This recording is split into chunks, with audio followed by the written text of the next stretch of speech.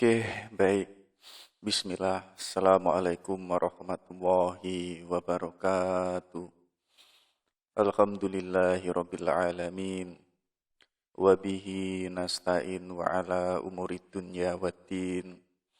Salatu wassalamu ala asrafil anbiya'i wal mursalin. Sayyidina wa maulana Muhammad wa ala ali Sayyidina Muhammad. Asyhadu an la ilaha illallah wa asyhadu anna Muhammadar Rasulullah. Raditu billahi robba wa bil islami dina. Bi Muhammadin nabiyya wa rasula. Rabbi zidna ilma wariyuhna fahma. Amin amin ya Allah ya rabbal alamin. Allahumma rizukna ya Rabbi fahma nabina wa khifdul mursalin wa ilhamal malaikatil muqarrabin. Oke, baik teman-temanku semuanya, kita lanjutkan lagi belajar kita. Hari ini kita ketemu salah satu tokoh stoikisme. Jadi ada yang punya pandangan ajaran-ajaran stoikisme itu sangat relevan dengan ajaran Islam. Coba teman-teman kejar ya. Jadi itu kan mengajarkan hidup yang rileks, hidup yang santai. Yang kita itu sadar kalau ada hal yang kita kuasai. Dan ada hal yang itu enggak kita kuasai. Termasuk ini pun juga nanti digagas oleh Epictetus. Jadi nama beliau aslinya itu Epictetos. Kalau itu diartikan dalam bahasa Yunani, artinya itu yang diperoleh. Jadi beliau ini lahir yaitu pada tahun 55 Masehi. Yaitu di salah satu daerah yang namanya itu Hierapolis yang sekarang itu Turki. Jadi awalnya nanti beliau ini seorang budak yang belakangan nanti bebas. Saat beliau ini bebas, beliau itu bertemu salah satu tokoh setua saat itu. Namanya itu Musionis Rufus. Ya. Nah dari sinilah Epictetus itu mulai belajar filsafat setua. Jadi yang awalnya beliau itu seorang budak, sekarang beliau menjadi seorang intelektual dan menjadi tokoh besar yang itu beraliran stoikisme. Jadi ini pelajaran buat kita ya.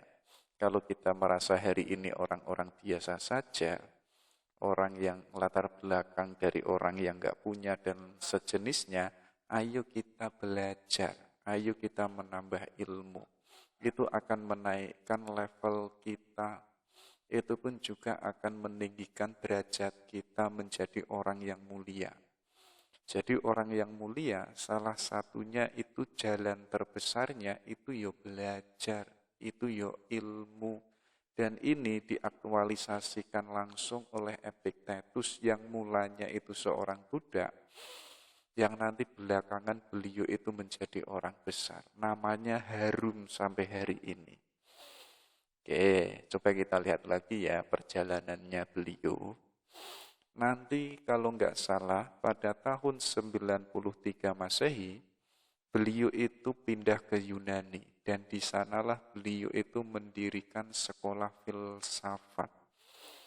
Dan salah satu muridnya yang nanti sangat terkenal namanya itu Arian. Jadi Arian ini saat beliau kuliah bersama Epictetus dan itu menjadi muridnya, ceramah-ceramahnya itu ditulis dan itu nanti menjadi buku. Yang judulnya itu Discourse of Epictetus. Coba teman-teman kejar ya.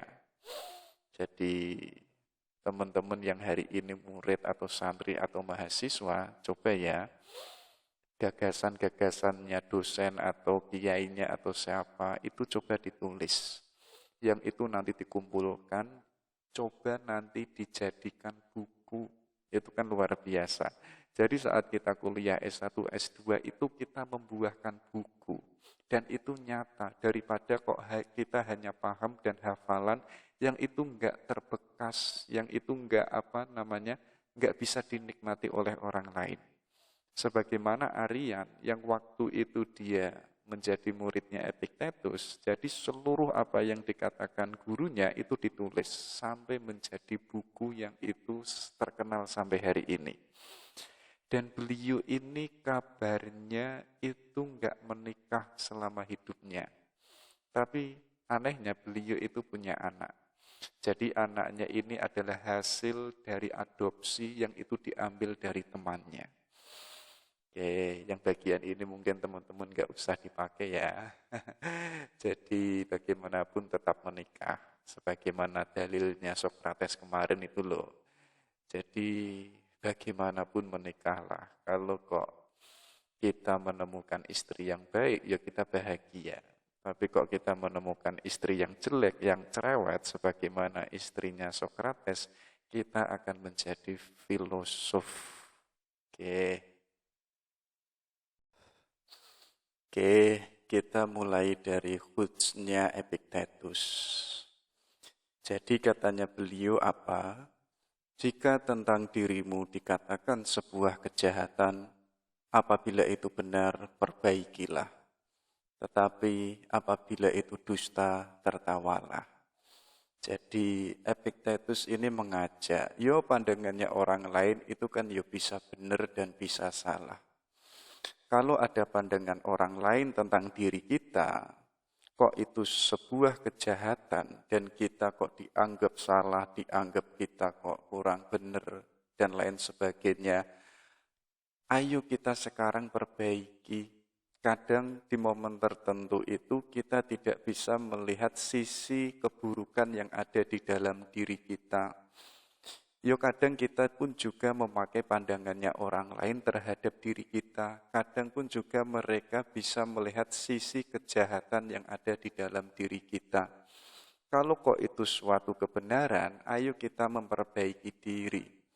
Tapi katanya Epictetus, apabila itu suatu kedustaan, kita tertawa saja, enggak usah dimasukkan ke dalam hati. Teman-teman enggak usah baper, ya.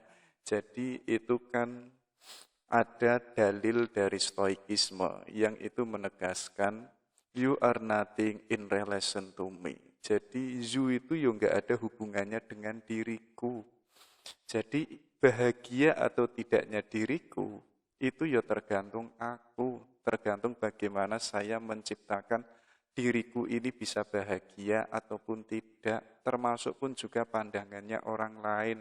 Kalau orang lain kok ternyata anggapannya salah dan jahat terhadap diri kita, ayo kita jangan segan-segan menerimanya dan memperbaiki diri. Tapi kok itu suatu kebohongan, kita tertawa saja, kita tetap bahagia. Kita enggak perlu kebahagiaan kita atau tidak, itu kita cantolkan kepada pandangan orang lain. Karena apa? You are nothing in relation to me. Oke, itu dari Epictetus. Baru kita masuk ya ke pandangan beliau tentang janji filsafat. Jadi katanya Epictetus begini, philosophy should be true and practical. Jadi filsafat itu harus dapat menjadikan suatu kebenaran dan itu pun juga harus praktis, ya. Jadi hari ini teman-teman belajar filsafat macam-macam. Dari filsafat Yunani kuno sampai filsafat postmodernisme. Yang itu kok hanya sebagai konsep saja, hanya sebagai teori filsafat saja, itu enggak ada gunanya, katanya Epictetus. Tapi apa yang sudah kita pelajari dari berbagai macam pandangan filsafat dari para filsuf, itu harus praktikal. Itu harus relevan dengan aktualisasi dengan diri kita. Kayak teman-teman belajar Aristoteles yang menegaskan tujuan manusia itu bahagia. Dan untuk bisa bahagia jalannya itu bajik, jalannya itu menjadi orang yang benar.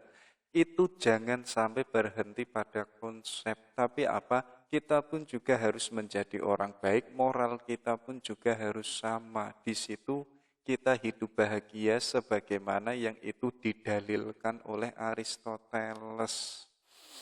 Jadi kalau hari ini, kenapa kok filsafat dianggap angker, dianggap itu gagasan yang ada di atas langit, semacam kayak eskatologis dan lain sebagainya, itu ya tidak menjadi filsafat. Filsafat pada hakikatnya itu mengantarkan kita untuk membimbing menuju kehidupan yang lebih baik. Kalau kok moral kita baik, diri kita baik, dan lain sejenisnya, kita nanti akan mendapatkan eudaimonia, katanya Epictetus. Jadi eudaimonia itu adalah ketika seseorang dirinya kok sudah baik dan yang dilakukannya itu adalah yang bajik-bajik, disitulah kita itu bahagia. Itulah tujuannya filsafat. Jadi filsafat tidak hanya berhenti pada teori kebenaran. Filsafat tidak hanya berhenti pada mengatakan ini yang benar dan ini yang bajik, tapi diri kita pun juga harus menjadi orang yang benar dan orang yang bajik, ya. Jadi pengetahuan kita itu tidak berjarak dengan diri kita. Kalau kok masih berjarak, yo nilai kemanusiaan kita, yo hanya sebatas begini-begini saja. Coba teman-teman itu dicek. Pengetahuannya kan sudah banyak, pandangan filsafat yang sudah dipelajari sebelumnya pun juga mungkin sudah sangat banyak. Coba dipertanyakan apakah itu relevan, apakah itu berdampak pada peningkatan nilai kemanusiaan kita, atau jangan-jangan itu hanya sama saja. Kalau kok value kita kok masih sama saja dengan 5 tahun yang kemarin, artinya filsafat yang kita pelajari itu enggak ngefek pada diri kita. Maksudnya apa? Pengetahuannya itu masih berjarak. Iya, kita itu tahu kebaikan. Iya, kita itu tahu kebahagiaan. Tapi itu belum menyatu pada diri kita. Jadi kalau kita meminjam teorinya Suhrawardi Ibnu Al-Maktul, itu kan ada pertemuan antara subjek dan objek. Ketika dua variabel ini bertemu, terjadilah yang disebut soa objek. Jadi antara subjek dan objek itu sudah menyatu. Sebagaimana juga dengan manusia yang itu dengan ilmu pengetahuan. Jadi manusia ini kan subjek. Pengetahuan apapun itu adalah objek. Untuk kita bisa masuk ke sebuah objek, biar kita menyatu dengan ilmu pengetahuan, ya kita harus hidup yang itu praktikal, sesuai dengan common sense, standar kebenaran atau pengetahuan yang sudah kita dapatkan hari ini. Artinya apa? Kita hari ini menjadi orang yang baik, orang yang bajik. Disitulah kita bahagia. Jadi simpel ya pandangannya Epictetus. Jadi filsafat itu mengantarkan manusia untuk menjadi orang yang bijaksana. Kalau kok kita sudah bijaksana, disitulah kita mendapatkan eudaimonia, yaitu kita manusia yang bahagia. Kalau kita sudah tahu konsepnya seperti ini, sebagaimana tadi, kita jangan berhenti pada teori. Makanya Epictetus ini punya gagasan, oleh karenanya tugas guru para stoa itu apa? Memahamkan, iya mungkin setiap orang itu tidak selalu bahagia. Tapi yang lebih penting apa? Kita itu mampu memberikan solusi untuk dapat memperbaiki keadaan yang itu menyedihkan ini. Mungkin teman-teman itu menganggap dunia ini tidak sesuai dengan harapannya, kondisi dan faktanya tidak sesuai dengan keinginannya. Kemudian teman-teman galau, teman-teman stres, atau teman-teman yang itu lagi patah hati, lagi ditinggal ceweknya, kemudian galau, menganggap dunia itu sudah gelap. Sebagai tugas guru stoa, ayo kita pahamkan teman kita yang mengalami patah hati.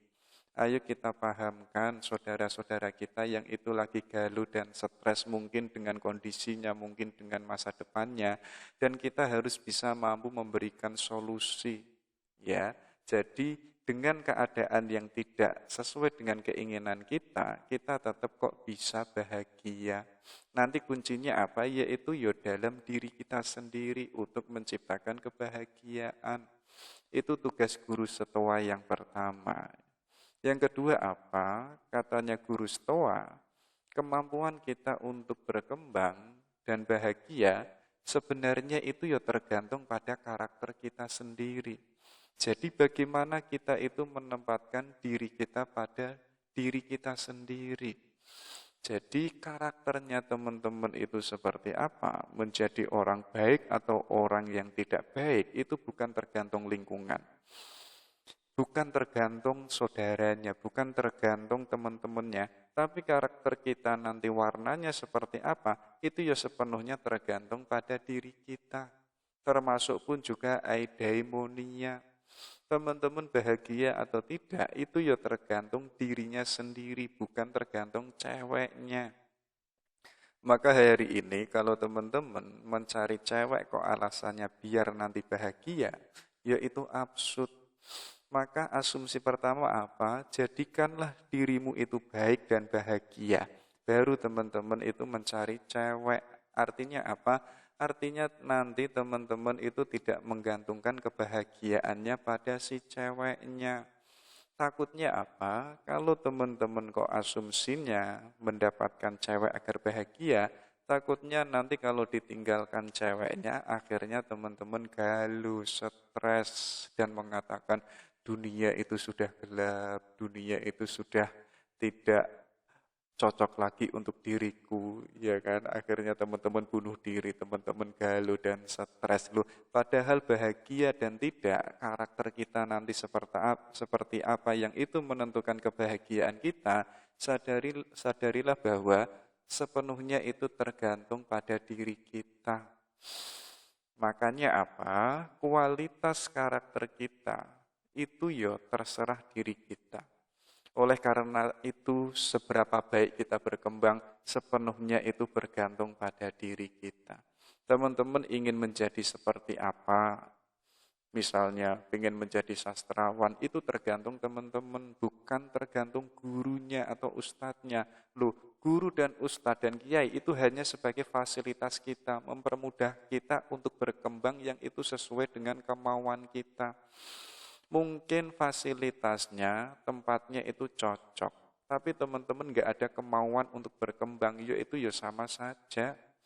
Atau teman-teman itu mau berkembang, tapi kok tempatnya nggak cocok, kondisinya nggak relevan. Loh, kalau kok teman-teman punya kemauan yang keras, teman-teman pun juga bisa berkembang, bisa membangun karakter menjadi orang yang bajik, bisa juga membangun kebahagiaannya, walaupun tadi situasinya itu tidak memungkinkan atau situasinya itu sangat menyedihkan. Tapi teman-teman punya kemauan keras untuk mengembangkan karakternya, moralnya, jati dirinya, ya teman-teman akan expert di situ, akan berkembang menjadi orang yang wisdom. Itu ya, jadi filsafat itu tidak hanya sebatas teori yang itu membicarakan kebenaran, tapi pun juga harus praktikal, harus apa kita aktualisasikan. Dan diaktualisasikan inilah yang mengantarkan kita pada eudaimonia, yaitu apa? Kita manusia yang bahagia, yang sumbernya itu ada di dalam diri kita. Karena diri kita sudah menjadi orang yang bermoral. Oke, kita lanjutkan. Ini loh ditegaskan lagi, katanya Epictetus. Apa sih yang sebenarnya bajik? Jadi,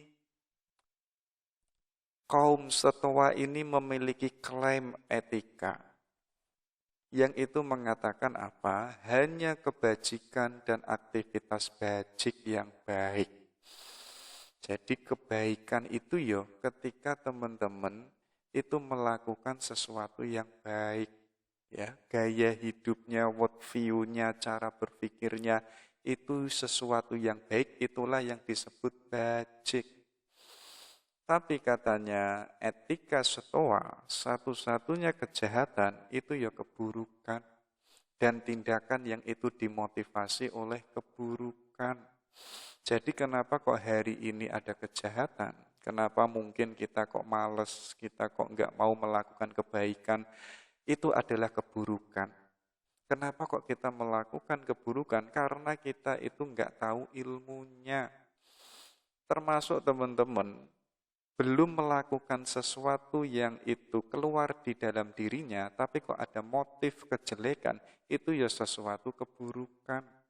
Jadi bajik itu apa? Perilaku yang itu dimotivasi oleh niat baik, oleh will good atau goodwill.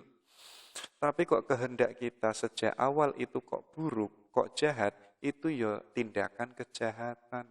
Makanya para filosof Yunani itu mengajak apa? Ayo kita adil dulu sejak di alam pikiran sebelum kita adil yang sifatnya itu praktikal. Ya, termasuk apa? Kita harus baik dulu. Termasuk di dalam gagasan-gagasan kita. Termasuk pun juga dalam konsep-konsep dulu. Kalau nanti gagasan kita semuanya itu baik, otomatis goodwill yang keluar pun juga baik. Tapi kok yang ada di otak kita, itu kok keburukan, itu kok kejahatan, pasti nanti yang keluar itu ya motivasi keburukan. Itulah yang disebut tindakan kejahatan atau keburukan, katanya etika Stoa. Kalau kita sudah memahami itu, katanya Epictetus apa? Kehidupan yang bahagia itu adalah kehidupan yang dimotivasi oleh kebajikan. Selama kita motif hidupnya kok itu jelek, yang itu kurang pas, yang itu kok motifnya tidak sesuai dengan nature kita, kita itu hidupnya nanti nggak bahagia. Jadi teman-teman untuk bisa menemukan eudaimonia, yang itu manusia yang bahagia, ayo cara kita hidup yang itu dimotivasi oleh kebaikan. Jadi niatnya teman-teman itu baik, goodwill yang ada di dalam dirinya itu sudah menjadi kebaikan yang otomatis nanti yang keluar itu pun juga baik. Ya, makanya apa? Apa yang baik itu penggunaan yang baik dari barang-barang pilihan yang dimiliki. Jadi kita tahu porsi dan proporsionalnya, kita tahu menempatkan yang itu sesuai dengan konteksnya. Teman-teman kuliah kok itu membawa pacul, itu tidak pas. Artinya apa? Kita tidak mampu menggunakan sesuatu yang baik pada tempatnya. Tapi kok teman-teman tidur memakai cangkul, itu pun juga kita tidak mampu menggunakan barang yang baik sesuai dengan porsinya. Iya, itu baik. Tapi kok kita tidak bisa menempatkan pada porsinya, itu menjadi yang itu tidak baik.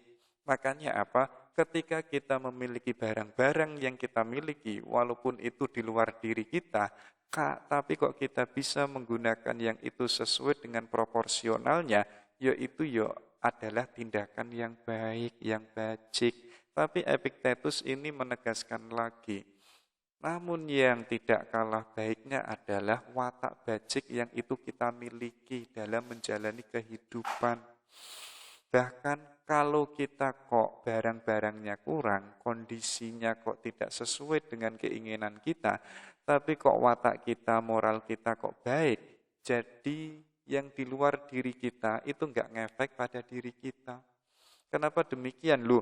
Moral kita itu sudah baik, motif hidup kita pun juga sudah baik, perilaku kita pun juga sudah baik. Itu yang jauh lebih penting, katanya Epictetus. Jadi barang-barang yang tadi yang kita miliki, kita punya mobil, kita punya smartphone dan macam-macam, itu katanya Epictetus, itu bisa membawa kita pada kebajikan ketika kita bisa mampu menggunakan sesuai dengan konteksnya. Tapi beliau melanjutkan, tapi yang jauh lebih penting apa? Ayo kita membangun watak kita menjadi orang yang bajik, menjadi orang yang wisdom. Jadi yang sebenarnya yang itu baik dan wisdom, itu kebajikan dan aktivitas yang motifnya itu adalah baik. Disitulah kita akan terjadi menjadi manusia yang eudaimonia atau manusia yang bahagia. Itu kita lanjutkan lagi. Beliau pun punya gagasan apa yang ada di dalam kekuatan kita. Ayo coba kita dicek Kita menyadari di dalam diri kita yang menjadi kekuatan kita itu apa sih? Kalau kok kita sudah menemukan, ayo kita gunakan itu untuk melangkah ke depan. Tapi kok hari ini kita tidak mengetahui sisi kekuatan kita atau sisi kelemahan kita, ya nanti gaya hidup kita akan berantakan. Makanya Epictetus ini mengajak, ayo kita lihat ke dalam apa yang itu menjadi kekuatan kita. Dan katanya beliau, tidak ada seorang pun yang itu mampu menguasai prohairesis, yaitu karakter moral orang lain. Jadi yang itu menjadi kekuatan kita, itu ya moral kita sendiri. Sebagaimana gagasannya beliau tadi, kita ingin menjadikan diri kita seperti apa, warna kita seperti apa, itu ya tergantung diri kita. Dan kita itu tidak mampu menguasai moralnya orang lain. Jadi orang lain itu seperti apa, baik atau tidak, bajik atau tidak, itu bukan kuasa kita. Mereka pun juga punya kuasanya sendiri yang itu untuk dirinya sendiri. Jadi hari ini teman-teman misalnya seorang dosen atau guru yang itu ngotot ingin membangun karakter muridnya, ingin membangun karakter santrinya. Lu katanya Epictetus, sadarilah bahwa itu bukan wilayah kita, itu adalah wilayahnya mereka. Mereka menjadi orang baik atau tidak, itu ya pilihan mereka, itu tergantung pada diri mereka sendiri. Tapi yang lebih kita kuasai apa? Yaitu adalah karakter moral kita. Jadi itu kan ada pepatah yang mengatakan, orang cerdas itu punya keinginan yang besar, yaitu ingin merubah dunia. Tapi orang cerdas ini sadar ternyata dunia terlalu luas dan berat. Akhirnya dia itu ingin menguasai negaranya. Ternyata pun juga sadar negaranya pun juga terlalu berat. Akhirnya dia ingin menguasai daerahnya. Ternyata pun juga baru menyadari daerahnya pun juga sulit diatur. Akhirnya pada intinya dia menemukan yang jauh lebih penting apa? Ayo kita menguasai diri kita. Ayo kita membangun moral kita. Karena moralnya orang lain itu bukan pada wilayah kita. Makanya dari situ Epictetus ini pun juga menegaskan, tidak ada seorang pun yang dapat memberikan kebaikan kepadaku atau melibatkanku dalam kejahatan. Tetapi aku sendirilah yang mempunyai wewenang atas diriku sendiri dalam hal ini. Jadi baiknya diriku, jahatnya diriku, moral diriku itu baik atau buruk, itu ya dalam kekuatan saya, itu ya tergantung saya.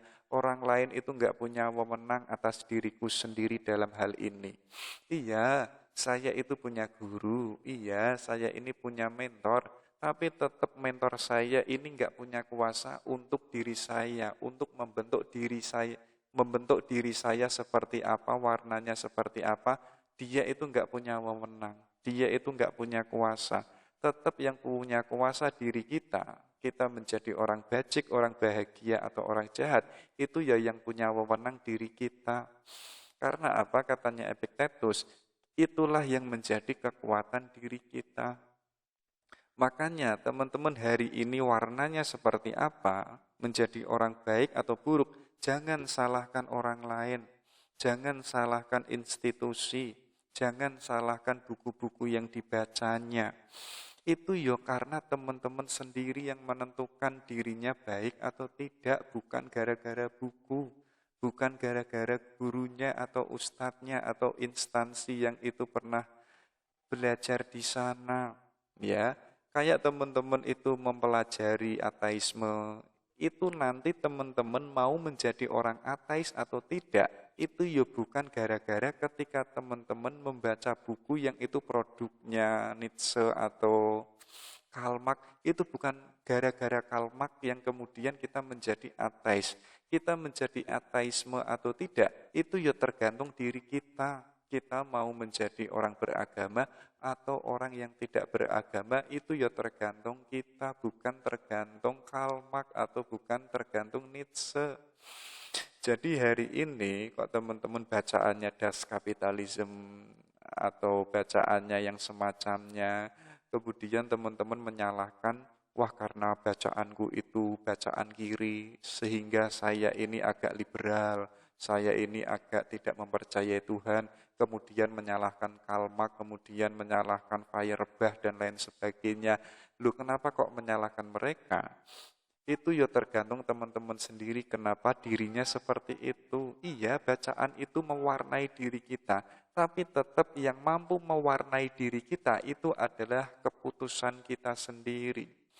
Jadi tidak ada satupun orang yang punya wewenang atas diriku dalam hal diriku nanti seperti apa dan bagaimana. Itu ya. Jadi Epictetus ini menyontohkan, kita itu tidak bisa sakit.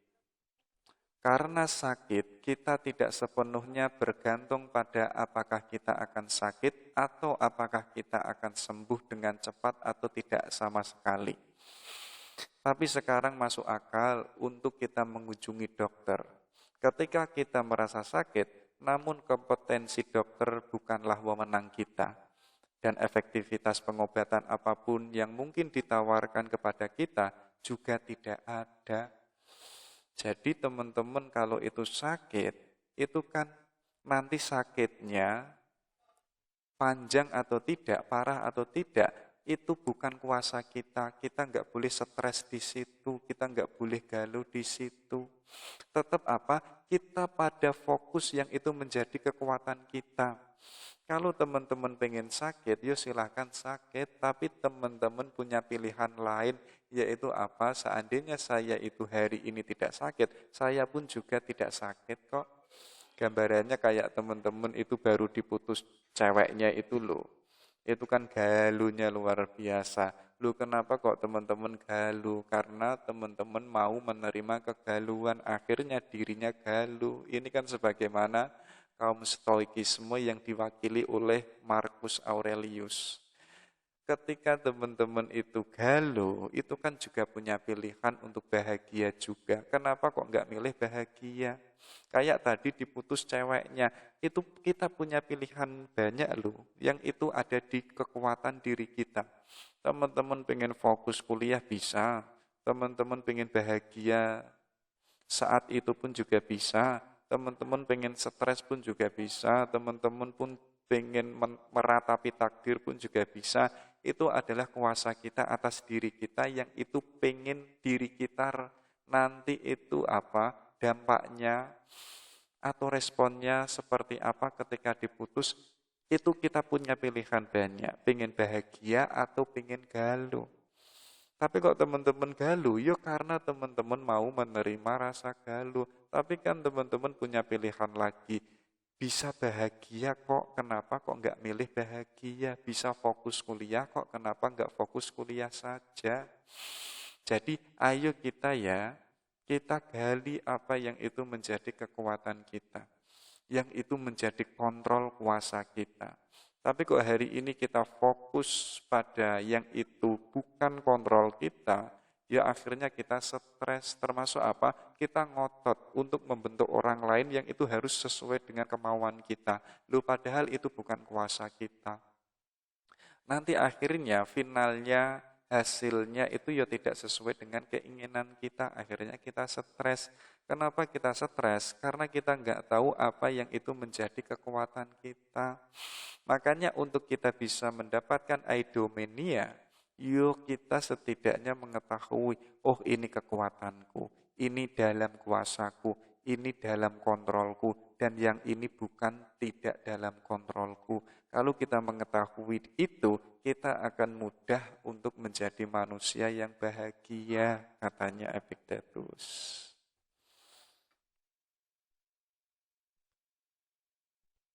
Baik, kita lanjutkan lagi. Kalau ini teorinya beliau. Jadi yaitu adalah aikaiosis. Ya, jadi teman-teman baru dengar ya, saya pun baru dengar teori ini. Jadi katanya Epictetus, semua makhluk hidup sebenarnya itu secara instingnya itu mempertahankan dirinya. Jadi di berbagai peristiwa apapun, di dalam lingkungan manapun, setiap orang itu ya pada hakikatnya secara insting itu mempertahankan dirinya untuk menjadi orang yang bisa bertahan hidup. ya. Tapi di berbagai macam peristiwa itu, manusia kan bisa menimbang ini baik dan ini buruk. Ini menguntungkan atau ini tidak menguntungkan. Ini manfaat untuk diriku atau tidak. Nanti kembalinya pada siapa? Yaitu adalah pada dirinya dan itu wajar. Teman-teman hidup di lingkungan manapun, sebenarnya di dalam nalurinya itu pengen tetap hidup, pengen mempertahankan hidupnya. Ya, tapi Epictetus ini menegaskan dan mengajak semua manusia dalam menimbang baik buruk dalam situasi yang dialaminya itu. Yang lebih penting apa? Yaitu kita itu menemukan kebaikan dalam diri kita. Yang kebaikan itu nanti jangan berhenti pada diri kita. Tapi apa? Ayo kita ketika sudah menemukan kebaikan, kita menjadi orang yang bajik, ayo sekarang step kemudian kita sebarkan, luaskan kebaikan kita yang kita miliki. Bahkan katanya Epictetus, kebaikan yang kita miliki jangan disebarkan hanya untuk cewek kita. Jangan disebarkan hanya untuk golongan kita. Jangan disebarkan yang itu hanya untuk partai kita, tapi apa? Kebaikan yang sudah kita miliki, ayo kita sebarkan, ayo kita manfaatkan, amalkan seluas-luasnya bagi kebaikan semesta yang itu diatur oleh yang ilahi. Biar apa? Biar alam semesta ini harmonis, biar alam semesta ini seimbang. Makanya ada dalil kaum Stoa, manusia itu kan harus harmonis dengan dirinya. Atau manusia harus bajik dengan dirinya dulu sendiri. Kalau kok kita sudah harmonis menjadi orang bijaksana, otomatis kita pun juga bisa harmonis dengan masyarakat. Tapi katanya Epictetus, ayo kita harmonisnya diri kita, jangan hanya sebatas pada masyarakat tertentu, tapi masyarakat yang ada di alam semesta ini. Biar apa? Biar nanti seluruh alam semesta itu pun juga bisa harmonis secara luas, secara universal. Karena apa? Karena alam semesta ini diatur oleh yang ilahi. Kenapa kok alam semesta ini kadang kok ada bencana, kadang kan tidak teratur dan lain sebagainya? Itu adalah faktor si manusianya. Karena manusianya itu enggak harmonis pada dirinya. Akhirnya enggak harmonis dengan sisi yang ada di sekelilingnya. Secara tidak langsung, secara universal, itu pun nanti akan berdampak pada ketidakharmonisan alam semesta. Kalau kita menyadari alam semesta ini sudah harmonis dan sudah indah, ayo kita menjadi orang yang harmonis dan indah. Kalau kita sudah bisa menjadi orang harmonis, secara tidak langsung, kita akan mempertahankan keharmonisan alam semesta. Karena apa? Yang menduduki alam semesta, yaitu manusia, itu sudah harmonis pada dirinya. Ya, makanya kalau kita memakai kacamatanya Sayyid Hussein Nasr, semua makhluk yang ada di alam semesta ini, itu sudah hidup sesuai dengan nature-nya. Yang itu sudah ada polanya. Tapi hanya ada satu makhluk yang itu bisa baik dan bisa tidak baik, bisa harmonis dan bisa tidak harmonis, itu ya hanya manusia.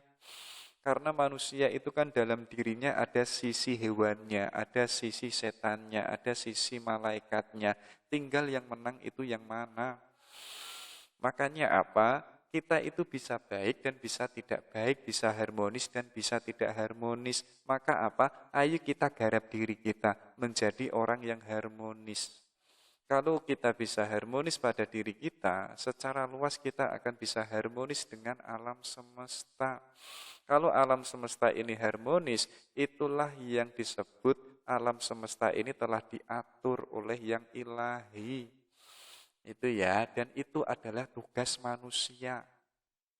Jadi teman-teman, ayo menggarap dirinya, yang itu pada hakikatnya kita sebenarnya secara insting itu mempertahankan dirinya, dan kehidupan kita itu macam-macam dan kita penuh pertimbangan, ayo kita tetap menjadi orang yang baik, dan itu apa? Kebaikan kita harus kita sebar luaskan yang itu di tengah alam semesta ini, biar alam semesta ini tetap harmonis.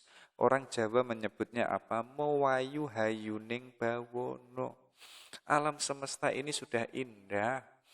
Kalau alam semesta sudah indah, ayo kita jadikan alam semesta ini yang jauh lebih tampak indah. Kuncinya apa? Kita menjadi manusia yang indah dulu.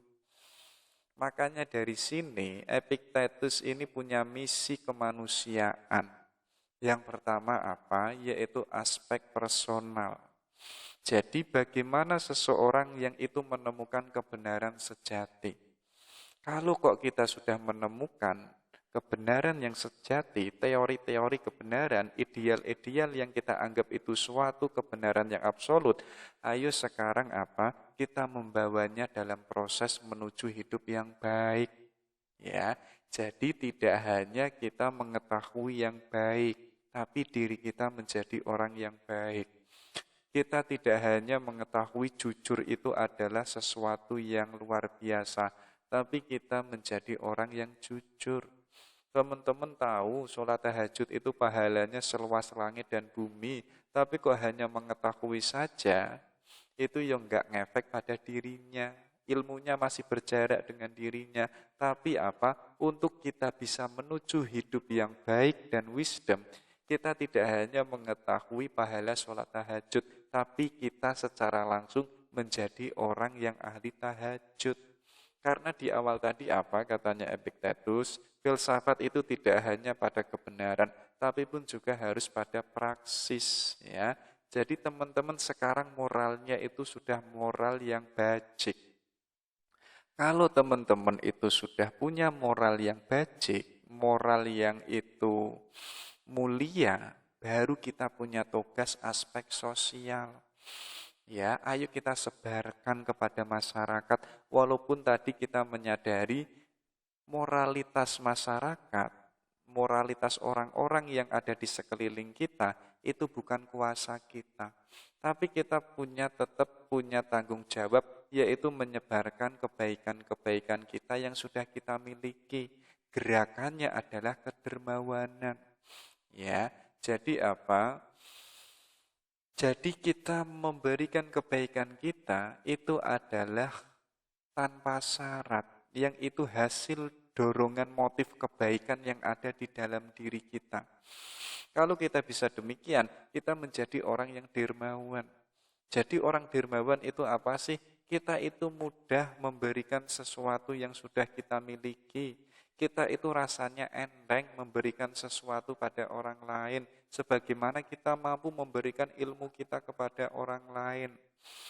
Ya, jadi ayo teman-teman, kalau sudah mengetahui ideal-ideal kebajikan, sekarang menjadi orang yang bajik. Kalau sudah menjadi orang bajik, kita punya tanggung jawab sosial. Gerakannya adalah dermawan. Biar diri kita yang tidak hanya baik saja, tapi semua orang pun nanti menjadi orang yang bajik. Walaupun kita menyadari itu bukan dalam ranah kuasa kita, tapi tetap kita punya tugas sebagai guru setua. Kenapa demikian? Sebagaimana tadi, biar kalau nanti semua orang itu bajik, alam semesta ini harmonis dan indah dalam bahasa Jawa, yang itu disebut mewayu hayuning bawono. Itu ya, itu teori aikeiosis dari Epictetus. Dan beliau ini punya metafor pemanah stoik. Ya, coba kita cermati ya. Jadi kaum stoa ini menggunakan analogi pemanah. Orang yang memanah, yang ideal itu tentu saja adalah yang itu mengenai bagian tengah sasaran. Meskipun hal ini tidak sepenuhnya berada dalam kekuasaan pemanah. Jadi teman-teman kalau itu memanah, yang terbaik itu kan ketika busur panahnya yang itu menancap pada tengah-tengahnya. Tapi kita menyadari saat kita memanah, itu kan tidak dalam kuasa kita. Ketika kita itu melepaskan anak panah itu. Mungkin nanti ada angin kencang, mungkin nanti kita enggak tepat sasaran, mungkin nanti ada hal lain yang itu tidak dalam kuasa kita, tapi kita tetap berusaha bagaimana menjadi pemanah yang baik. Ya, Makanya katanya Epictetus, pemanah yang hebat itu adalah melakukan semua yang dia bisa untuk menembak dengan yang baik. Dan dia menyadari bahwa melakukan yang terbaik itu adalah yang terbaik yang bisa dia lakukan. Iya, nanti hasilnya itu sesuai dengan sasaran atau meleset sedikit atau meleset banyak, itu bukan menjadi ukuran. Yang menjadi ukuran apa? Ayo kita bagaimana caranya menjadi pemanah yang baik, yang bijaksana. Yang itu tahu dalam kondisi kita, tahu dalam kontrol kita. Nanti antara busur panah itu menancap di tengah atau tidak, itu bukan dalam ranah kuasa kita. Dan kita menyadari itu. Tapi sebagai seorang stoik, kita tetap yang itu apa? Itu menjadi seorang pemanah yang baik, yang benar, sesuai dengan yang itu dalam kuasa kita. Ya, dan pemanah stoik ini berusaha menembak dengan sangat baik dan tidak akan kecewa jika dia menembak dengan baik tetapi gagal mencapai titik tengah sasaran. Ya, nanti hasilnya seperti apa kita nggak perlu galau. Teman-teman sudah sebaik mungkin ngejar cewek misalnya, sudah perhatian, perilakunya sudah baik, ya, dan lain sebagainya. Tapi kok hasilnya kok ditolak, itu ditolak atau tidak, itu pun juga bukan kuasa kita. Artinya apa? Endingnya nanti seperti apa, kita nggak boleh galuh, kita nggak boleh kecewa. Ya, yang pada intinya apa? Yang kita lakukan sekarang yang itu dalam kuasa kita, ayo kita lakukan yang terbaik. Kita jangan mikir nanti hasilnya seperti apa dan bagaimana, itu bukan dalam kuasa kita. Jadi metafor pemanah stoik ini sebenarnya apa? Itu adalah gambaran kehidupan kita. Jadi hari ini yang kita kuasai, ayo kita sepenuhnya menjadi orang yang baik yang itu dalam kuasa kita. Teman-teman itu sudah belajar serius, itu kan dalam kuasanya. Nanti antara menjadi orang yang pintar atau tidak, itu ya urusan belakang. Kita nggak boleh sibuk memikirkan sesuatu yang ada di depan yang itu belum pasti. Yang pasti sekarang yang harus kita lakukan yang terbaik, yang bajik. Ya, jadi orang stoikisme ini dia tidak fokus pada hasil. Jadi hasilnya nanti itu baik atau biasa-biasa saja, itu tidak akan mengecewakan orang stoik. Ya, tapi apa kita fokus sekarang pada sasaran yang kita lakukan yang itu dalam kontrol kita. Ya, makanya Epictetus ini menjelaskan kaum non-stoik itu memandang keberhasilan mereka itu adalah mengenai sasaran. Jadi orang non-stoik, kalau nanti dia sasarannya dan busur panahnya tidak pas yang ditujunya, mereka itu akan galau dan stres. Karena yang difokusnya itu adalah tujuan yang itu harus sesuai dengan keinginannya. Berbeda dengan kaum Stoa, ya, dia memandang keberhasilan mereka itu ya dengan tembakan yang baik, ya. Jadi kita sudah melakukan yang terbaik, kita sudah menyasar yang baik, kita sudah latihan yang terbaik, itulah yang difokuskan oleh kaum Stoa.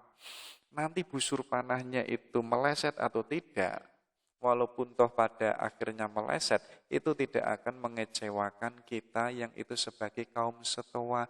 Karena meleset tidaknya, kita menyadari itu bukan kuasa kita. Kuasa kita apa? Yaitu kita membidik yang baik, yang benar, sebagaimana dalam kehidupan. Kalau kita ingin menjadi orang yang itu sukses, yuk kita harus memperbaiki diri kita. Sasaran kita itu bukan yang finalnya kita orang sukses atau tidak. Tapi kok teman-teman fokusnya nanti sukses atau tidak, ternyata kok nggak sukses, akhirnya teman-teman ya kecewa. Yang penting apa sekarang dan hari ini yang ayo kita lakukan yang terbaik. Itu ya, itu metafor pemanah stoik. Kalau ini tentang kesan. Jadi katanya Epictetus, Socrates itu pernah bilang, katanya Socrates begini, it is not living that matter, but living real life. Jadi hiduplah yang itu tidak hanya sekedar hidup, tapi hiduplah yang baik. Dan Socrates pernah bilang juga, an unexamined life, it is not living. Jadi hidup yang tidak dijalani, yang tidak pernah diuji, itu adalah hidup yang tidak layak untuk kita jalani. Jadi hidup kita kok mekanis, kita kok nggak pernah menguji diri kita nggak pernah refleksi ke dalam, atau kita tidak pernah menantang hidup kita, katanya Socrates itu adalah kehidupan yang nggak layak kita jalani. Jadi Epictetus itu mengambil asumsi yang itu ditegaskan oleh Socrates. Jadi an unexamined life, it is not living. Dan itu ditegaskan oleh Epictetus, kita juga tidak boleh menerima kesan yang tidak teruji. Jadi teman-teman kan sudah belajar banyak. Persepsinya dari tokoh-tokoh macam-macam kan sudah banyak juga. Itu kan semacam kesan. Kalau kok kesannya belum kita uji, jangan dimasukkan ke dalam diri kita. Namun kita mengatakan berhenti. Biarkan aku melihat siapa dirimu dan dari mana asalmu. Seperti penjaga malam yang berkata, tunjukkan padaku aslimu itu seperti apa. Jadi kita harus menguji sesuatu yang ada di luar diri kita dulu. Sebelum kebenaran itu, sebelum perspektif-perspektif itu masuk ke dalam diri kita. Gambarannya kayak teman-teman ngejar cewek itu loh. Kita tidak boleh tertipu dengan kesan cantiknya saja. Kita nggak boleh tertipu hanya terkesan senyum indahnya saja atau matanya yang berbinar. Itu bisa menipu. Dan itu bisa membohongi kita. Makanya Epictetus itu mengatakan seperti penjaga malam yang itu berkata, tunjukkan padaku dirimu yang asli seperti apa.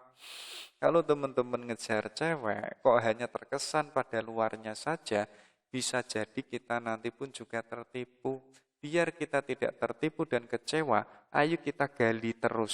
Siapakah dia, wataknya seperti apa, karakternya bagaimana, kebiasaannya seperti apa, sampai sedalam-dalamnya. Baru kita kejar dan dia milik kita, biar kita tidak kecewa. Itu ya, makanya Epictetus melanjutkan, kamu hanyalah sebuah kesan dan sama sekali tidak seperti yang terlihat. Jadi yang namanya kesan itu bisa A dan bisa B, bisa berubah-ubah, kadang bisa membohongi diri kita. Makanya kita harus menguji sebagaimana Socrates, ya. Jadi kok kita hanya menerima saja, kita nggak pernah menguji yang kita terima, pada akhirnya nanti hidup kita nggak layak kita uji. Maka katanya Epictetus, kemudian ujilah apakah ini berkaitan dengan apa yang ada dalam kekuatan kita atau yang tidak ada dalam kekuatan kita. Dan jika itu menyangkut apa yang bukan wewenang kita, bersiaplah dengan jawaban bahwa itu bukan apa-apa bagi Anda. Jadi ketika kita sudah menerima kesan, ayo kita pahami kesan itu ada dalam kontrol kita atau tidak dalam kontrol kita. Tapi kok ternyata itu di luar kuasa kita, kita jangan ngotot di situ, kita jangan ngotot harus menerimanya. Kita fokus pada diri kita. Tapi kok kita ngotot pada kesan yang kita terima, yang kita itu tidak tahu, yang itu bukan dalam kontrol kita, akhirnya kita kecewa karena itu bukan wewenang kita. Makanya ujilah, ketahuilah dulu. Seperti penjaga malam yang itu berkata, tunjukkan padaku aslimu, topengmu itu seperti apa. Kemudian kita pertanyakan, itu dalam kuasa kita atau tidak? Kalau itu di luar kuasa kita, tinggalkan saja. Tapi kok itu dalam kuasa kita, ayo kita terima. Biar kita tidak kecewa. Itu itu terkait kesan. Kalau ini tentang keinginan atau hawa nafsu. Saya nggak tahu Epictetus ini beragama apa, tapi yang jelas beliau pun juga punya gagasan yang itu relevan dengan agama-agama yang ada. Dan ada yang mengatakan gagasan stoikisme itu relevan dengan yang ada di dalam Islam. Ya, oke, coba kita lihat ya tentang keinginan dari Epictetus. Hawa nafsu itu akan melahirkan kekecewaan, yang itu pun juga melahirkan kebencian-kebencian kita.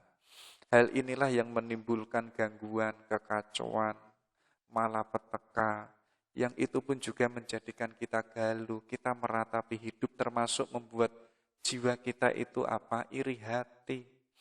Hati kita menjadi gelap, karena ada penyakit yang itu ada di dalam diri kita, yaitu hawa nafsu.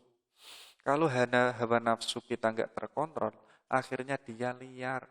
Makanya ayo kita kontrol hawa nafsu kita. Hawa nafsu itu nggak bisa dibunuh. Kalau kok kita mencoba membunuh hawa nafsu, itu ya termasuk membunuh diri kita. Tapi hawa nafsu itu gambarannya sebagaimana kuda itu loh. Kuda yang liar. Tapi kok kalau kita mengetahui kuda ini liar, ayo kita latih biar kudanya itu jinak. Nanti kalau kudanya sudah jinak, artinya kudanya itu nurut dengan diri kita sebagaimana hawa nafsu. Yang mulanya liar, yang mulanya nggak bisa diatur, kok kita dikontrol sama hawa nafsu yang seperti itu, akhirnya yang timbul itu galuh, kita kecewa, kita yang terjadi kebencian, meratapi takdir dan lain sebagainya. Tapi tetap kita ayo bagaimana caranya hawa nafsu yang itu liar, kita kontrol pelan-pelan sampai sebagaimana kuda yang itu bisa kita kuasai, yang pada akhirnya nurut pada diri kita. Sebagaimana gagasannya para stoikisme, yang itu gunakan akal kita. Kekuatan akal diantaranya yang itu menimbang baik dan buruk, termasuk mengontrol yang ada di dalam diri kita, termasuk hawa nafsu, biar kita itu enggak galuh, enggak sedih. Tapi Epictetus ini berkomentar, ketika saya melihat seseorang itu cemas, saya itu berkata, apa yang diinginkan pria ini? Jika dia tidak menginginkan sesuatu yang bukan wewenangnya, bagaimana dia itu bisa cemas, ya? Jadi kok ada orang yang itu dikontrol oleh hawa nafsunya, pengen ini dan pengen itu, dan macam-macam yang dipinginkannya, dan itu ternyata bukan wewenangnya, yang akhirnya dia itu galuh dan stres.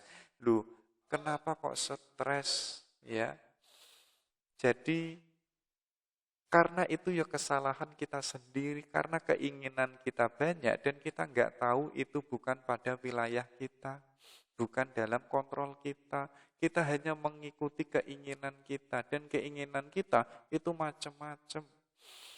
Dan kemaceman keinginan kita nggak menyadari kalau hal banyaknya itu bukan dalam kuasa kita, ya akhirnya kita cemas, kita galuh.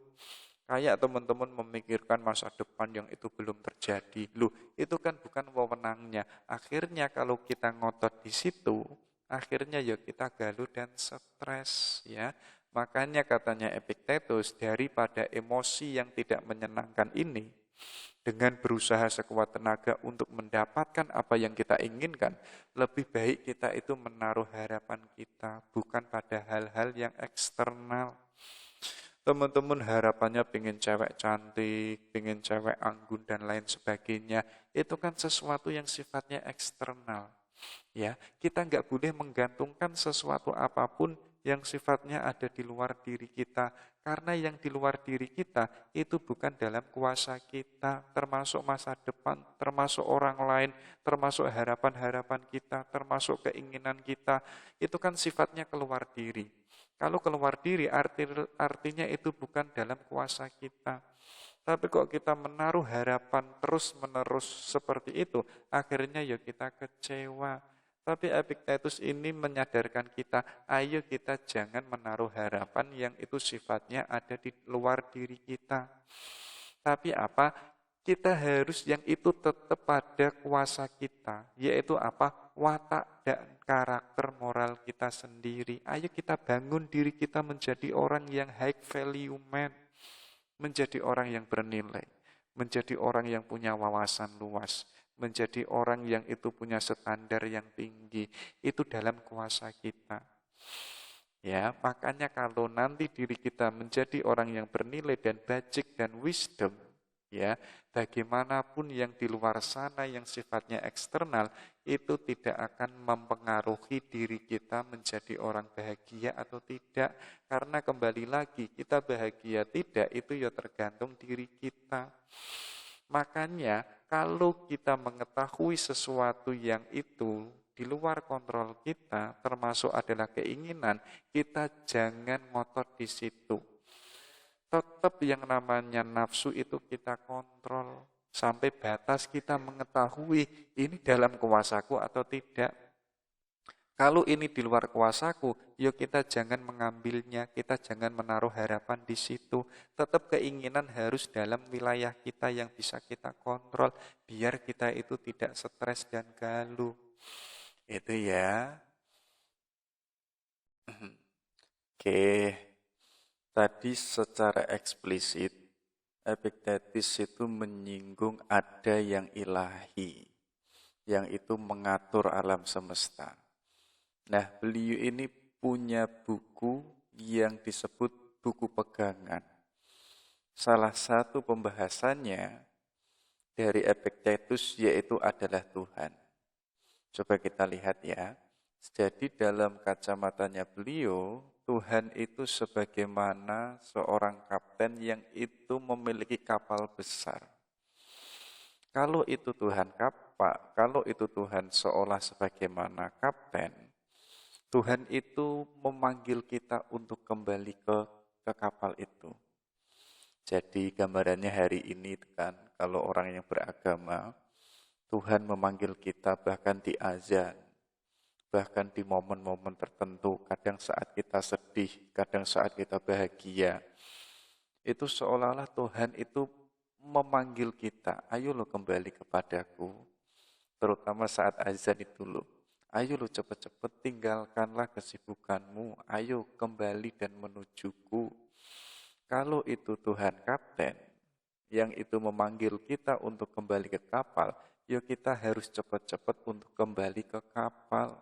Karena masih ada perjalanan selanjutnya yang itu sifatnya metafora. Entah itu eskatologis, entah itu nanti di akhirat dan lain sebagainya. Karena perjalanan kita nggak berhenti di dunia, perjalanan kita nggak berhenti di sini. Sadarilah bahwa masih ada perjalanan yang masih panjang, yang sifatnya katanya Epictetus itu masih metafora. Makanya sadari kita hidup di dunia ini, ayo kita kembali ke Tuhan. Dalam bahasa agama atau Islam disebut, ayo kita ilahi roji'un. Apapun kesibukan kita, apapun yang kita perjuangkan, ayo kita jadikan itu sebagai ilahi roji'un, yaitu step by step untuk lebih dekat menuju ke Allah. Dan di dalam buku pegangannya Epictetus, Tuhan itu pun juga digambarkan sebagai seorang pemberi. Jadi kita hidup di dunia ini kan punya macam-macam. Kita punya mobil, kita punya rumah, kita punya keluarga, dan lain sebagainya. Nanti teman-teman pun juga punya jabatan, punya karir, bahkan ada yang bos dan lain sebagainya. Sadarilah bahwa itu semuanya adalah pemberian dari Tuhan untuk diri kita. Ya, jadi kalau kita menyadari ini, betapa Tuhan itu baik sama kita. Kadang kita bahagia, kadang pun juga kita sedih. Saat kita sedih, ayo kita jadikan kesedihan itu untuk kembali ke kapal. Tapi katanya Epictetus, kalau Tuhan itu gambarannya seorang pemberi, dan sekarang kita memiliki apapun yang kita miliki di dunia ini, kalau kok itu nanti diambil oleh Tuhan, yuk kita jangan stres, kita jangan galau, karena kita di awal sudah menyadari semua yang kita miliki itu adalah pemberian dari Tuhan. Makanya beliau menegaskan, orang yang bijaksana dan baik menyerahkan pikirannya kepada Dia yang mengatur segalanya, yaitu adalah Tuhan. Sekarang ayo kita sadari, apapun itu yang kita miliki, apapun yang kita perjuangkan, ayo kita serahkan pada Tuhan yang itu mengatur segalanya. Seperti halnya yang dilakukan oleh warga negara yang baik terhadap hukum negara. Gambarannya kita itu hidup di negara, yang di negara itu ada aturannya masing-masing. Dan kita percaya ada seorang pemimpin yang bijaksana yang itu sedang mengatur negara. Untuk kita menjadi warga negara yang baik, ayo kita pun juga menyerahkan apapun itu sesuai dengan kebijakannya negara. Sebagaimana kita hidup di tengah alam semesta, yang itu ada Tuhan, yang itu sang kapten atau seorang pemberi. Walaupun nanti harta kita kok diambil, keluarga kita kok diambil, ayo kita harus mudah ikhlas, harus mudah ridho.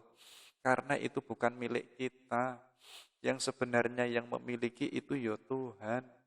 Yo gambarannya anak muda hari ini yang itu ditinggal oleh cowoknya. Ya.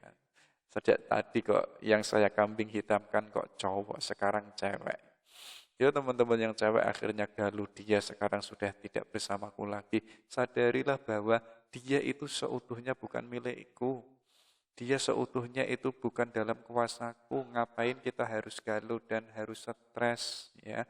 Makanya dalilnya Epictetus, dan bagaimanapun aku bisa bebas.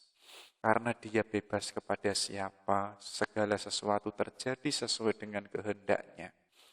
Dan tidak ada seorang pun yang dapat menghalanginya. Jadi Tuhan itu ingin mengambil yang itu miliknya, itu enggak ada yang bisa menghalangi. Termasuk pun juga kekayaan kita, termasuk yang kita miliki, termasuk keluarga kita, apalagi mantan kita, apalagi cewek kita. Seandainya kok itu diambil oleh Tuhan, yo itu adalah kehendaknya Tuhan yang bebas, enggak ada orang yang dapat menghalangi. Termasuk pun juga kematian. Kita nggak tahu besok mati atau tidak, atau 2 tahun lagi, kita pun juga nggak punya kuasa untuk itu.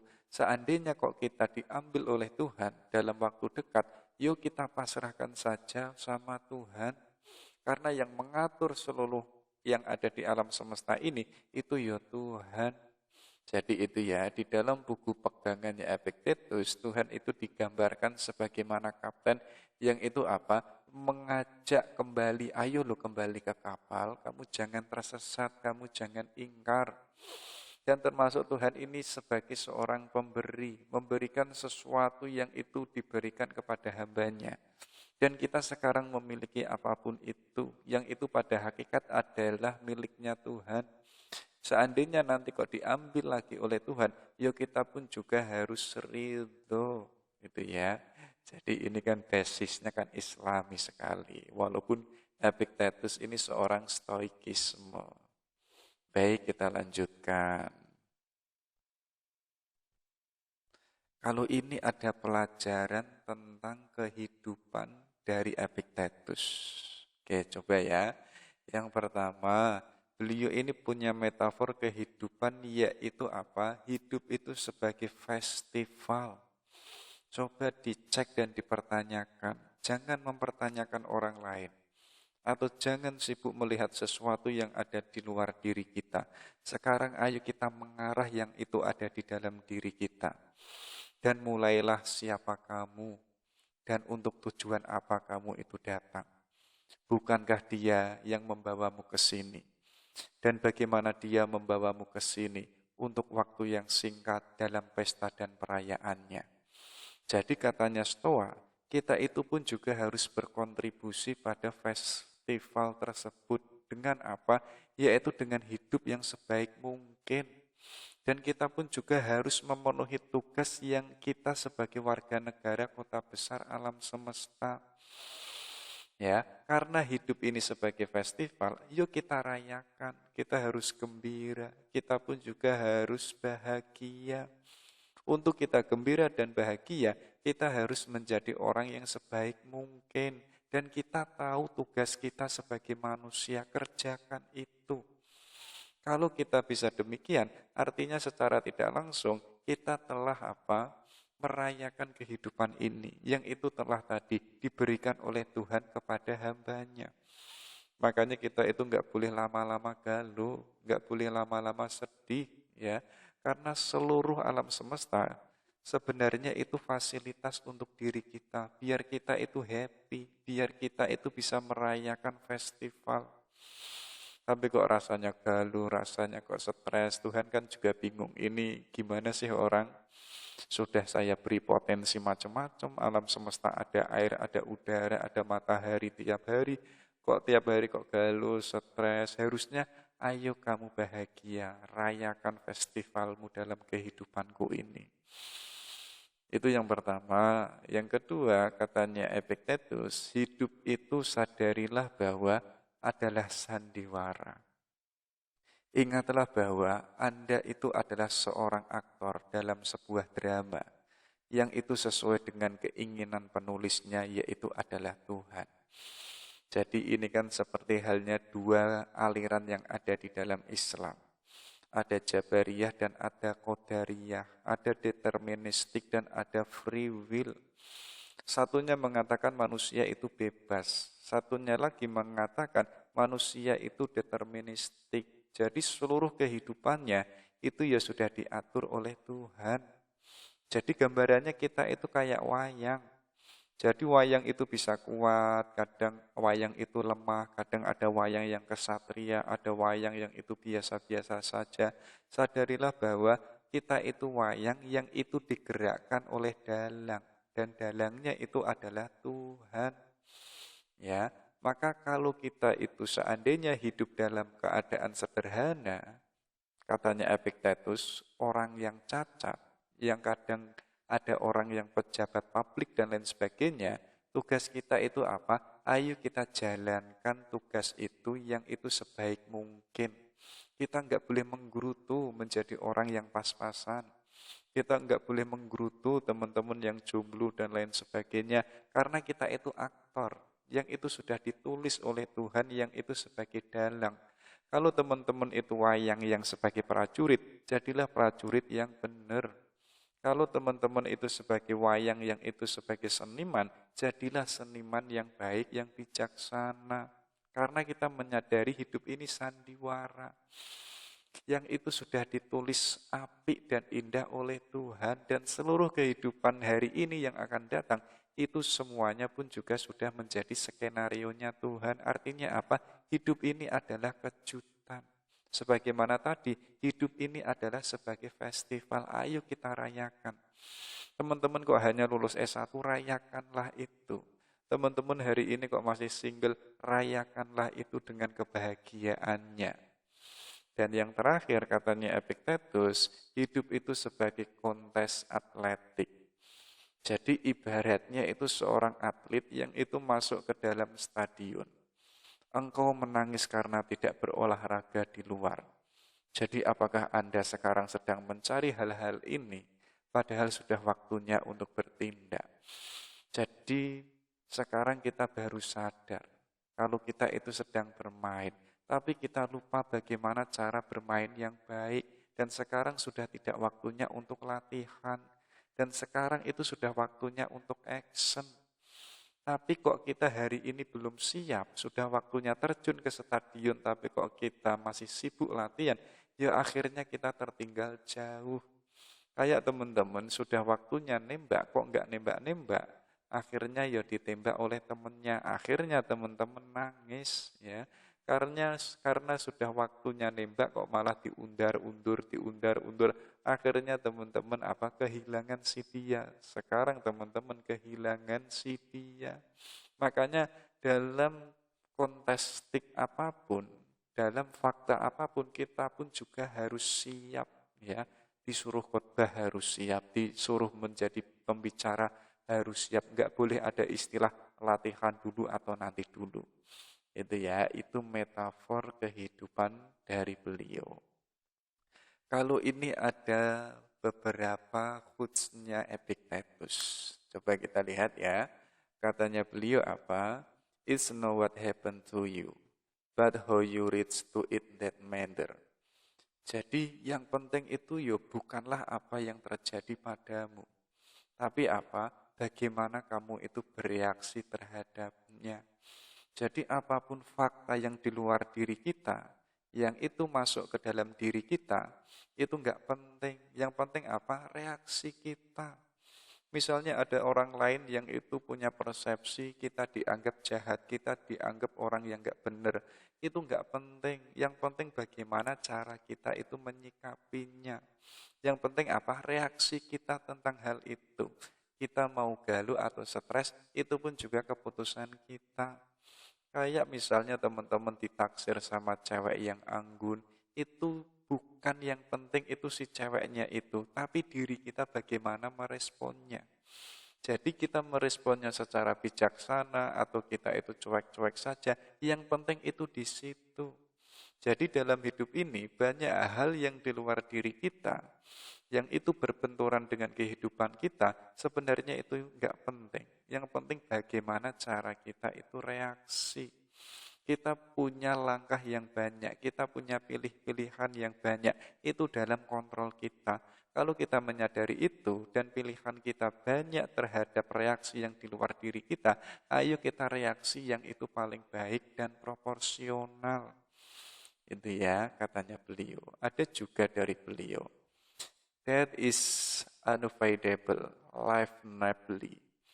Jadi katanya Epictetus itu, kematian itu tidak dapat dihindari. Maka apa? Ayo kita hidup yang mulia. Jadi kita nggak tahu akhir dari kehidupan kita itu kapan. Ya, kalau itu nggak jelas dan kita nggak tahu tentang hal kematian, ayo kita hidup yang mulia. Ayo kita hidup yang bijaksana. Biar apa? Biar nanti kematian yang suatu saat itu mendatangi kita mati dalam hidup yang bijaksana. Kita mati tapi kita orang yang wisdom, ya.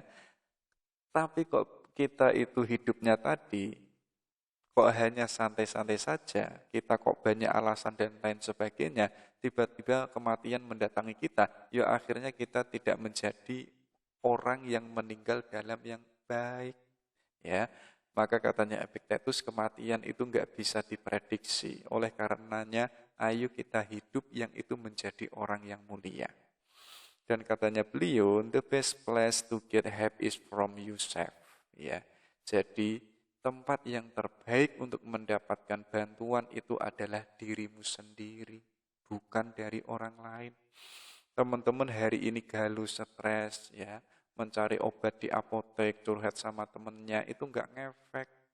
Jadi tempat untuk kita membantu diri kita sendiri, itu ya diri kita. Yang bisa mengobati kegalauan kita, itu pun juga diri kita. Tapi kalau kita hari ini sibuk mencari obat-obat yang ada di luar diri kita, mungkin kita mendapatkan obatnya, kadang pun juga tidak sesuai dosis dengan diri kita. Makanya teman-teman kok misalnya galau dan lain sebagainya, ayo kita mencari di dalam diri kita. Karena yang bisa menggantungkan hidup diri kita, itu ya diri kita sendiri. Dan bantuan yang terbaik itu ya dari diri kita sendiri. Dan katanya Epictetus, man is not fully free unless he is master of himself. Jadi manusia itu pada hakikatnya tidak bebas, kecuali dia itu menguasai dirinya sendiri. Ya, banyak hal yang itu ada di dalam diri kita dan di luar diri kita menyadari yang itu kita ternyata enggak bebas, ya. Tapi satu-satunya yang dapat kita kuasai itu ya diri kita sendiri. Ayo kita jadikan diri kita seperti apa, itu adalah tanggung jawab kita. Ada juga dari beliau, don't live by your own rule, but in harmony with nature. Jadi hiduplah yang itu kita harus sesuai dengan nature alam semesta, yang itu harmoni dengan alam semesta. Ini dalam kajian stoikisme, banyak yang itu sepakat dan menegaskan kita itu manusia hidup di tengah alam semesta dan kita menyadari alam semesta yang besar ini itu ada hukum nature-nya. Kita menyebutnya hukum sebab akibat. Untuk kita bisa harmonis, ayo kita hidup yang itu sesuai dengan nature. Kita yang manusia yang itu bisa menjadi manusia. Jadilah manusia yang baik, yang itu versi manusia. Disitulah kita bisa harmonis dengan diri kita. Kalau kita bisa harmonis dengan diri kita, ya kita akan bisa harmonis dengan hukum yang ada di alam semesta, yaitu adalah hukum sebab akibat. Terakhir dari beliau, ini pun juga nasihat-nasihat darinya untuk kita. Yang melukaimu bukanlah orang yang menyerang atau yang menghina dirimu, tetapi pendapatmu kalau hal ini adalah penghinaan. Jadi orang lain ingin menghina kita, mencela kita, menyerang kita. Kok kita menerimanya, yaitu sebagai penghinaan terhadap diri kita. Orang lain pun juga mencela kita, kok kita anggap itu sebagai celaan. Itu pun juga seolah-olah kita mencela diri kita sendiri. Artinya apa? Apapun itu persepsi orang lain terhadap diri kita, jadikanlah sebagai halnya tadi.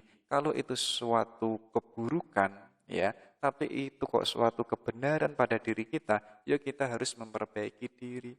Tapi kok persepsi orang lain menganggap kita jahat, tapi itu suatu kebohongan, ya kita harus tertawa saja, kita tetap happy. Karena apa? You are nothing in relation to me. Mereka itu enggak ada hubungannya denganku.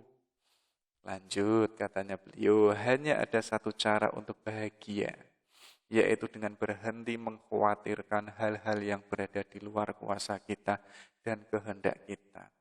Ayo kita fokus ya pada yang bisa kita kontrol, yang dapat bisa kita kuasai.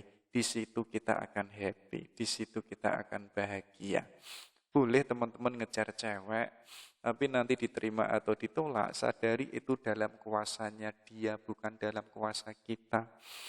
Tapi seandainya nanti teman-teman kok ternyata ditolak, teman-teman masih tetap bahagia karena tahu diterima atau ditolak itu bukan kuasaku, ya. Jadi kalau kita memahami ini, untuk kita bisa bahagia lebih cepat, rasanya kan juga lebih gampang. Yang terakhir, tidak ada hal yang hebat yang tercipta dalam sekejap. Jadi sesuatu yang luar biasa, yang itu menakjubkan, sadarilah bahwa itu butuh proses yang panjang.